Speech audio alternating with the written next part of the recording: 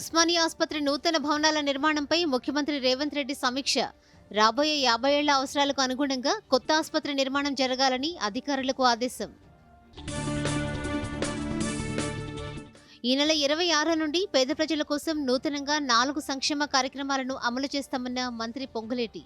అర్హులందరికీ ఇందిరమ్మ ఇళ్లు, నూతన రేషన్ కార్డులు అందజేస్తామని వెల్లడి. బీఆర్ఎస్ నేతలు ప్రభుత్వ భూములు కబ్జా చేశారని బండి సంజయ్ ఆరోపణలు. సిరిసిల్ల జిల్లాలో కబ్జాకు గురైన ప్రభుత్వ భూములను స్వాధీనం చేసుకోవాలని కలెక్టర్కు కేంద్ర మంత్రి సూచన. సికింద్రాబాద్ పెరేడ్ గ్రౌండ్లో ఈ నెల 13 నుండి 15 వరకు కైట్ ఫెస్టివల్. కైట్ ఫెస్టివల్లో 50 దేశాలకు చెందిన 150 మంది ఫ్లయర్స్ పాల్గొంటారన్న మంత్రి జూపల్లి కృష్ణారావు. మాదక ద్రవ్యాల ముప్పును ఎదుర్కోవడానికి కేంద్ర రాష్ట్రాల మధ్య సహకారం తప్పనిసరి అన్న అమిత్ షా. మాదక ద్రవ్యాల దుర్వినియోగ కట్టడిలో దేశం గణనీయమైన పురోగతి సాధించిందని కేంద్ర మంత్రి స్పష్టీకరణ.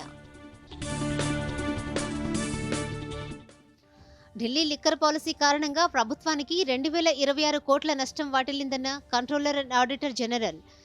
లైసెన్సుల జారీలో ఆప్ ప్రభుత్వం నిబంధనలు ఉల్లంఘించినట్లు కాగ్ వెల్లడి.